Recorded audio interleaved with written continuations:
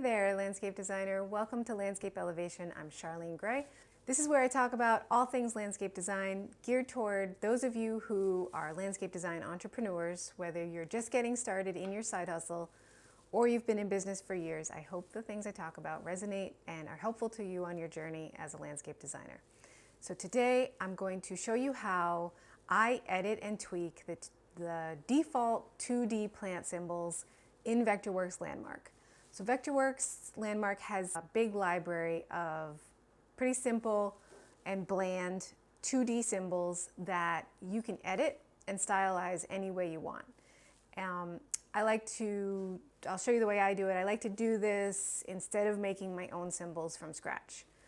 So also in this video, I mention some pretty common Vectorworks keyboard shortcuts. If you want my entire keyboard shortcut list, you can download the one-page document from my website, landscapeelevation.com. It's a PDF and the link is below.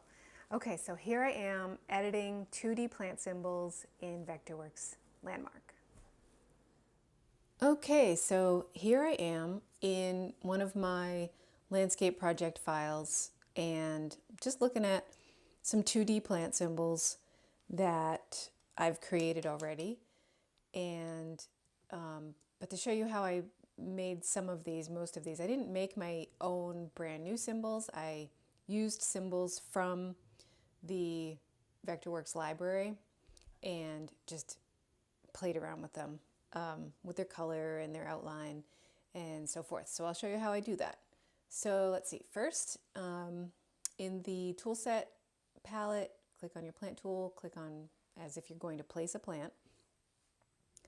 And then you want to find a plant that looks kind of like the one you want to use, or just make a totally new one from just a really bland looking 2D symbol. So one thing I wanted to point out was, so for these photorealistic plant symbols, like you can see that that's actually I think it's actually a photo. So these I'm not able to edit. If you are, maybe let me know how you do that. So I'm not able to edit those. I have to use them as they are. I can't change the color or the anything.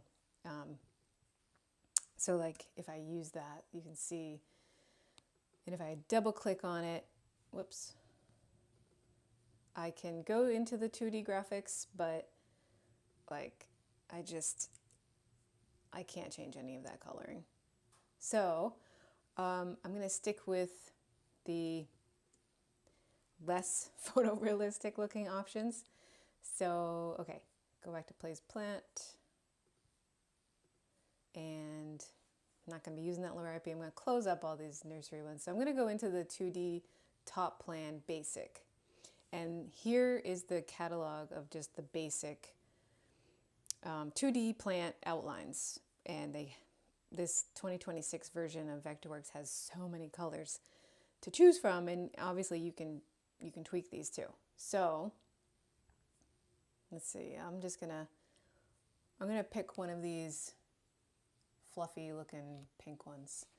So I have that selected. The first thing I'm going to do is head up to the plant. Whoops, not that one. Head up to wrench pencil, and I'm going to duplicate style. I'm going to make my own plant out of this, and I'm going to call it high bush blueberry.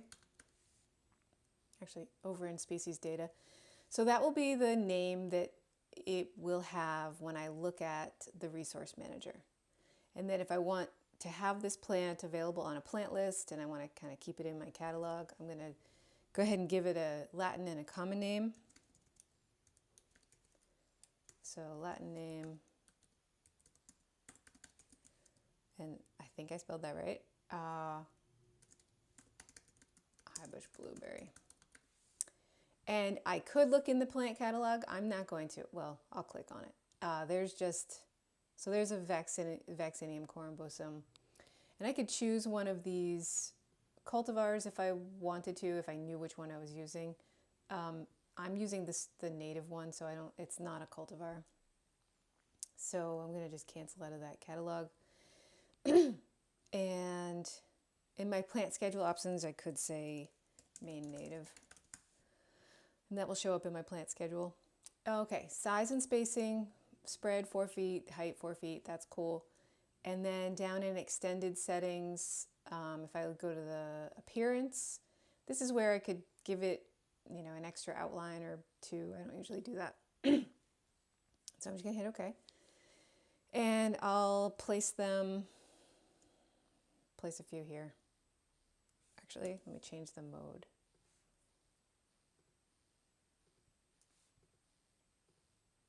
All right, so there's my little cluster of high bush blueberry. Pretty bland, so I'm going to double click those, hit 2D graphics, and the first thing I want to do is kind of dissect what this is. So it's just that. Cool. Okay, so it's not, sometimes these are a separate outline. How many times did I move that? Okay. It's an outline and then a color fill, and they're two separate things, but this one's not, so that's cool. So this would obviously be like a fall color for the blueberry, so I'm going to change that from solid to a gradient, and just to give a little bit of texture. So it's darker on the side and than it is on this side, which is cool. And for the outline, that line is black. I'm going to change it. I'm going to make this really cartoony. Okay, I'm going to make that a green. Bring the thickness up a little bit, and then I'm going to add my own little blueberries. So with the circle tool, I'm gonna, just make some little circles. Maybe they're different sizes, maybe they're not. So I'm gonna make a cluster of them, and then I'll duplicate that cluster after I have it the way I want it. Okay. Now, if I just select those circles in the cluster, I'm going to give them a solid fill and like a cute little blue color. And, oh, that's too dark, actually. Okay, oh, that's really bright. Okay, that's better. And then I'll change the pen to a blue as well, but maybe a slightly darker blue. All right, oh, that looks like water drops. So then, with those also highlighted, I'm either going to copy paste them or I'm going to duplicate them. So this is what duplicate looks like. That's Command D. So just duplicate, move them over somewhere. Duplicate, move them over somewhere. If I copy paste, I say Command C, and then where I click, I can say Command V, and then they land right there. Kind of like that better than having to drag them back everywhere. Okay, so I've got an outlier there. Highlight that, delete it. Outlier. Okay, so let's see, what else can I do to this? I'll add some sticks, maybe some branching habit. And for that, I like to use the freehand tool. The freehand tool takes some practice. So up in wrench pencil, I like to keep that smoothing on low. Otherwise, it's like you get like a straight line every time. So, and while I'm using the freehand tool, let me see how this works. Yeah, it's okay. So see how it smooths out.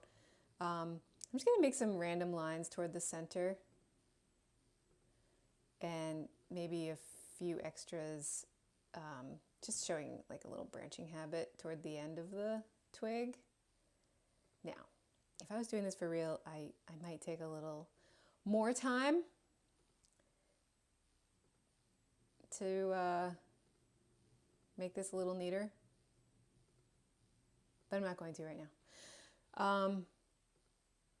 Okay, and the other, and like with most of the line tools in the basic palette, you can double click those and reshape them.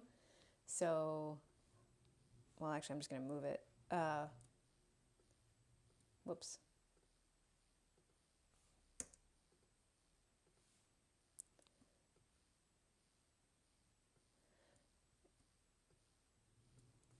So that's me just moving that, and if I wanted to reshape it, double click it and pull one of the vertices.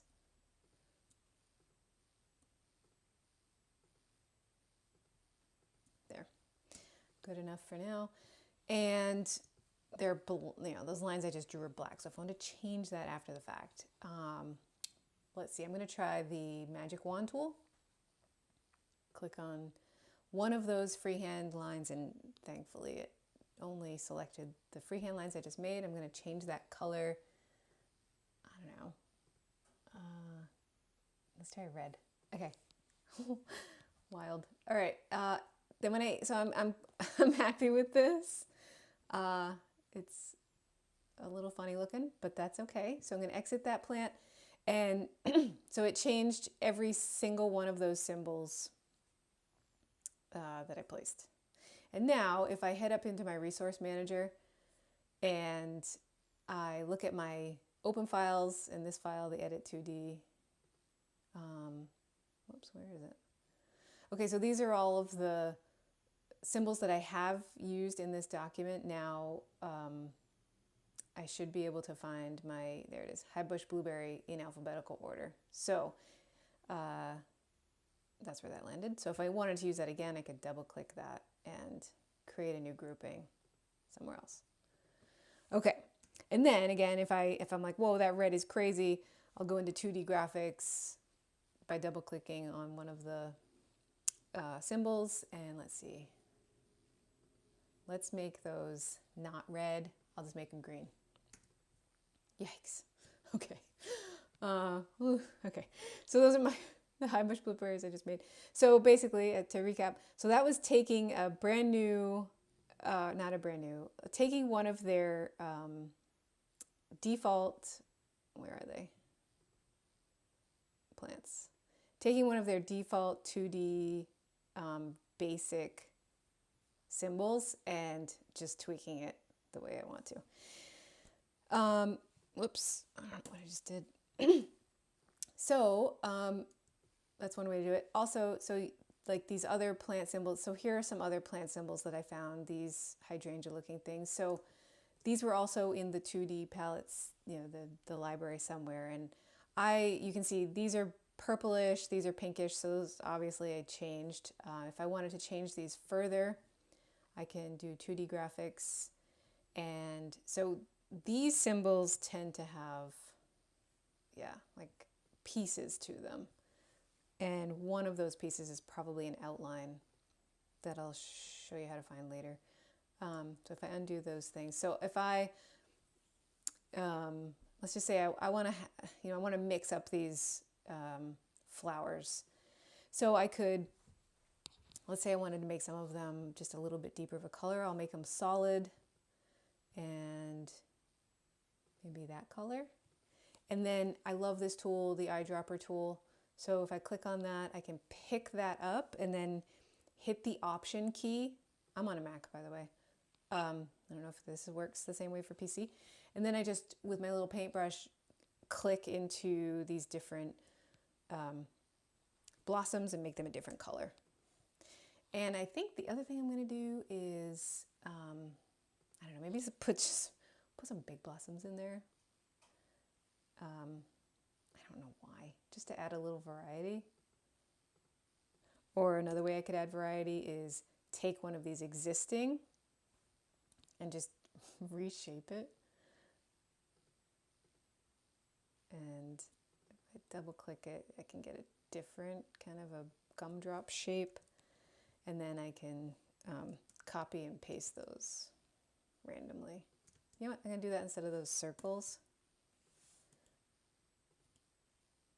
Okay, gumdrops, copy, paste, paste, paste. And of course you can slide them around. One thing to notice about what's cool about what Vectorworks has done with their symbols is they've tried to emulate hand drafting a little bit by, like you can see the center of this plant and all of these flowers are pointing toward the exterior outline of the plant, and that helps give it like a circular feeling. Not like my gumdrops have done, but that's okay. And then gumdrops, I'm going to make a different color. First I'm going to make them a solid color and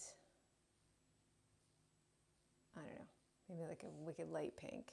And then I'll use my dropper tool again to pick that color up, hit Option, and drop with my paintbrush into these colors. All right, I think I've messed this up enough.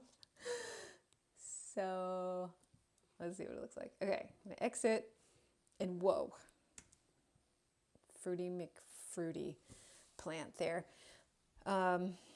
Okay, so let's check out that outline. So if I double click this and if I go into style, that will bring me back into this palette where you name the plant and so forth.